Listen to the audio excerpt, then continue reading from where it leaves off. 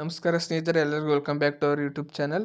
ಇಂದು ವಿದ್ಯಾರ್ಥಿಗಳಿಗೆ ತುಂಬ ಮುಖ್ಯವಾದ ಅಪ್ಡೇಟ್ ಬಂದಿದೆ ಅಂತಲೇ ಹೇಳ್ಬೋದು. KCET 2026ರ ಎರಡನೇ ಸುತ್ತಿನ ಸೀಟ್ ಅಲಾಟ್ಮೆಂಟ್ಗೆ ಸಂಬಂಧಿಸಿದಂತೆ KE ಹೊಸ ಪ್ರಕಟಣೆ ಹೊರಡಿಸಿದೆ.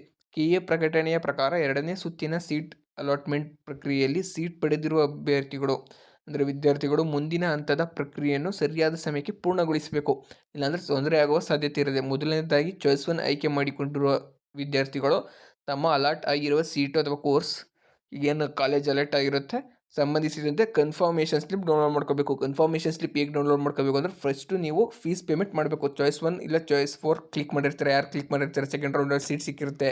ಈಗ ಚಾಯ್ಸ್ 1 ಕ್ಲಿಕ್ ಮಾಡಿರೋರು ಹೋಗಿ ಕಾಲೇಜ್ ಅಡ್ಮಿಷನ್ ಆಗಬೇಕು, ಆಯಿತಾ? ಅದೇ ರೂಲ್ಸು.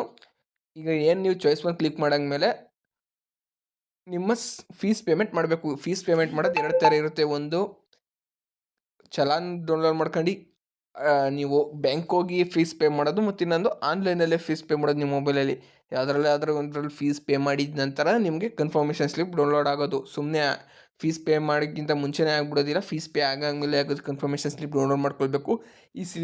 ಈ ಸೀಟ್ ಕನ್ಫರ್ಮೇಷನ್ ಸ್ಲಿಪ್ ಅನ್ನು ಡೌನ್ಲೋಡ್ ಮಾಡುವ ಅವಕಾಶ 31 ಆಗಸ್ಟ್ ಮಧ್ಯಾಹ್ನ 2 ಗಂಟೆಯವರೆಗೆ ಲಭ್ಯವಿದೆ. ಮತ್ತು ಅದೇ ರೀತಿ ಚಾಯ್ಸ್ 1 ಆಯ್ಕೆ ಮಾಡಿಕೊಂಡ ವಿದ್ಯಾರ್ಥಿಗಳು ನಿಗದಿತ ದಿನಾಂಕದೊಳಗೆ ಅಗತ್ಯವಿರುವ ಪ್ರಕ್ರಿಯೆಯನ್ನು ಪೂರ್ಣಗೊಳಿಸಿ ಕಾಲೇಜು ಪ್ರವೇಶಕ್ಕೆ ಮುಂದಾಗಬೇಕು.